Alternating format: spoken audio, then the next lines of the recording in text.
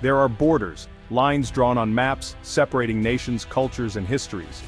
And then there is the US-Canada border, the world's longest undefended line stretching for thousands of miles through forests, towns, and open fields. It's more than a line on a map. It's a living symbol of trust, cooperation, and shared values that have endured for generations. In unique towns like Darby Line, Vermont, and Stansted, Quebec, the border isn't just nearby, it runs through homes, gardens, and even the Haskell Free Library, where a single room can be in two countries at once. Here, national identity is fluid. Neighbors are defined by community, not by the passports they carry. Friendships cross the line every day as naturally as the wind. The border has always been a bridge, not a barrier, connecting economies, cultures, and families. It's a place where people come together, not where they are kept apart. This partnership has weathered trade disputes, political disagreements, and global crises, always enduring because both sides believe, deep down, that we are stronger together. But what happens when that trust, built over centuries, is suddenly shaken? In 2025, a single, unexpected action on a remote highway would test this friendship like never before, sending shockwaves through both nations. Shockwaves would ripple across the continent, challenging the very idea of an open border and forcing communities to confront a new reality. Even the strongest friendships can be fragile, especially when tested by fear and uncertainty. The invisible line, once a symbol of unity and peace, was about to become a source of painful division and heartbreak. This is the story of how a border, once celebrated for its openness, became a battleground, and how the legacy of friendship was put to the ultimate test. The US-Canada friendship is built on deep economic interdependence. Billions in goods and services cross the border daily, fueling industries from auto manufacturing to agriculture. Supply chains are North American. Car parts and produce cross the border multiple times before reaching consumers. Businesses rely on a predictable, efficient border to keep factories running and shelves stocked. For border communities, this relationship is critical. Jobs, livelihoods, and local economies depend on it. Agreements like the USMCA formalize this partnership, setting rules and resolving disputes. But these frameworks depend on trust and a shared commitment to keeping trade flowing. In early 2025, that trust would be shattered. A sudden disruption would threaten jobs, delay shipments, and send shockwaves through both economies. The border's role as an economic lifeline would be put to the ultimate test. What happens when the flow stops? The answer would reshape the relationship for years to come, and it all started with a toll. The Alaska Highway is more than just a road. It's a living monument to the enduring partnership between the United States and Canada, stretching across vast wilderness and connecting distant communities. It stands as a testament to what two nations can accomplish when they work together, side by side, in the face of adversity.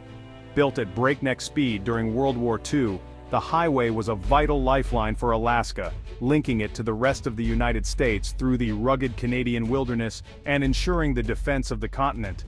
Thousands of Americans and Canadians toiled together, braving brutal weather, treacherous terrain, and relentless mosquitoes to complete the highway in less than a year, a feat many thought impossible. This was more than a construction project. It was a pact forged in war, a solemn promise to defend North America as one. After the war, the highway transformed into Alaska's main artery, carrying goods, supplies, and people, and fueling the growth of communities along its route. Spanning over 1,300 miles through British Columbia and the Yukon, the route has always depended on cross-border cooperation and mutual respect. The United States relies on Canadian territory for access to Alaska, a unique arrangement that requires trust and understanding. For decades, Canada has honored this trust, welcoming travelers and goods across its land. For Alaskans, the highway is more than infrastructure, it's their road home, a symbol of connection to the outside world. That's why, when the events of 2025 unfolded, many felt a deep sense of betrayal, as if the very foundation of unity had been shaken. The highway's remarkable history reminds us that when nations join forces, they can achieve the extraordinary, overcoming even the harshest obstacles. But history also warns us, when trust erodes, even the strongest bonds can unravel, leaving uncertainty in their wake. Suddenly, the Alaska Highway was thrust into the spotlight, becoming the flashpoint for a crisis that few could have predicted. What was once a symbol of unity and cooperation now threatened to become a source of conflict and division. The stage was set for a dramatic showdown, with the world watching to see what would happen next. In March 2025, British Columbia stunned the continent by announcing a new toll: $1,500 for every U.S.-registered commercial truck traveling the Alaska Highway. This fee would apply to every crossing, no matter the cargo or the urgency of the delivery. The decision arrived without warning, debate, or consultation, just a terse press release and a flurry of headlines. There were no advance meetings, no public hearings, and no chance for affected businesses to prepare. For over 80 years, the Alaska Highway had stood as a symbol of cross-border partnership and shared purpose. Now, overnight, it was transformed into a toll road, but only for American trucks, singling out U.S. commerce. Trucking companies were thrown into chaos. Some threatened to halt service to Alaska entirely, while others scrambled to recalculate routes and hiked prices to cover the sudden massive expense. The toll threatened to add tens of thousands of dollars in costs for small businesses, squeezing Alaska's already fragile supply chain. Store owners worried about empty shelves, and families braced for higher prices on everyday goods. The highway isn't a luxury, it's a lifeline. It's the only route for food, fuel, medicine, and building materials to reach Alaska's remote communities, especially during harsh winters. To many, the move felt like economic aggression, not just a fiscal policy. It was seen as a targeted blow, not a neutral tax. Alaskans were blindsided, angry, and felt deeply betrayed by a neighbor they had long trusted. Community meetings erupted in protest, and local leaders demanded answers. Why target only American trucks? Why now, after decades of open borders and cooperation? The questions echoed from truck stops to state capitals. The lack of communication and consultation violated every norm of the U.S.-Canada relationship, straining diplomatic ties and trust built over generations. The toll gate was more than a physical barrier. It was a symbol that the old rules of friendship and cooperation no longer applied, at least for now. The shock quickly turned to outrage, fueling protests and calls for action on both sides of the border. The border, once invisible, was now a wall. The crisis had begun, and no one knew how or when it would end. British Columbia defended the toll as simple fairness. Maintaining the remote highway was expensive, and U.S. trucks used it most. They argued it was a user pay system, not a punitive measure. But in Alaska, this explanation rang hollow. The highway was seen as an international pact, built by Americans and Canadians for a common cause. Alaskans felt betrayed, arguing the toll ignored the economic benefits Canada gained from the route. Why not toll all commercial vehicles? Why single out Americans? The targeted fee felt personal, a tax on being American in Canada. The sense of betrayal ran deep, turning friendly neighbors into strangers. The legacy of partnership was suddenly in question. The toll had become a symbol of broken trust. The political fallout was immediate. Alaska's leaders demanded action, calling the toll an illegal trade barrier. With federal talks stalled, Alaska retaliated, imposing inspection fees on BC seafood and lumber.